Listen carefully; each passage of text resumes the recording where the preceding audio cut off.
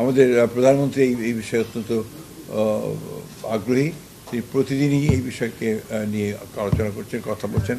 প্রত্যেকটা মন্ত্রণালয়কে তিনি অতি দ্রুত আপনার চেষ্টা করছেন যে প্রত্যেকটা কাজের জন্য বিশেষ করে আমাদের সবচেয়ে বড় সমস্যাই হয়েছে আপনার এনার্জি সেক্টরে।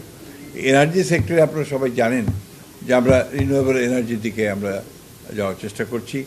আমরা আপনার সোলার এনার্জির দিকে আমরা যাওয়ার চেষ্টা করছি এবং একই সঙ্গে অনশোর এবং অফশোর যে এক্সপ্লোরেশন আপনার গ্যাস এবং তেল উত্তোলন করবার যে কাজগুলো সেগুলো আমরা শুরু করেছি ইতিমধ্যে। 3 মাস পরের মধ্যেই আমরা সেটাতে আপনার টেন্ডারে যাব বলে আমরা আশা করছি।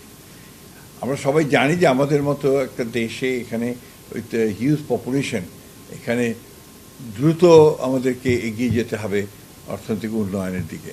আমাদের রাজনৈতিক যে সমস্যাগুলো এখানে তৈরি হয়েছিল অতীতে, সে সমস্যা এখনও যে চলে গেছে তা বলবো না, কিন্তু আগের চেয়ে অনেকটা ইতিবাচক হয়েছে। আমরা বিশ্বাস করছি যে আপনার একটা স্থিতিশীলতা যদি আমরা নিয়ে আসতে পারি দেশের মধ্যে, তাহলে অবশ্যই আমরা আমাদের যে লক্ষ্য আছে অর্থনৈতিক উন্নয়ন করা, আপনার দেশে ইনভেস্টমেন্ট বাড়ানো, দেশে মানুষের কর্মসংস্থানের সৃষ্টি করা, এই কাজগুলোতে আমরা এগিয়ে যেতে সক্ষম হব। আমি ধন্যবাদ দিতে চাই STR-কে যে তারা আজকে এই সংলাপটার আয়োজন করে তারা আমাদের দেশের ইনভেস্টমেন্ট, আমাদের সিকিউরিটি একটা আলাদা কোশ্চেন আছে যে আমাদের বে অফ বেঙ্গল যে আছে সেটাকে নিরাপদ রাখা, আমাদের বন্ধুদের সঙ্গে আমাদের সম্পর্ককে স্থিতিশীল রাখা, আমাদের প্রতিবেশীদের সঙ্গে সম্পর্ককে স্থিতিশীল রাখা, এই বিষয়গুলো অবশ্যই আমাদেরকে সমাধান করতে হবে। আরেকটি বড় সমস্যা যেটা আমাদের মধ্যে আছে সেটা এখনও আলাপ হয়নি, হয়তো সম্ভবত আলোচনা হবে, রোহিঙ্গা ইস্যু। এটা আমাদের জন্য একটা বড় সমস্যা।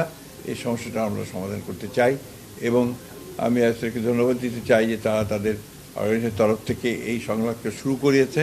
আমি আশা করব যে এই সংলাপের জের ধরে সামনে আরও আলোচনা হবে, আরও ডিসকাশনস হবে এবং সঠিকভাবে আমরা এগিয়ে যেতে সক্ষম হব।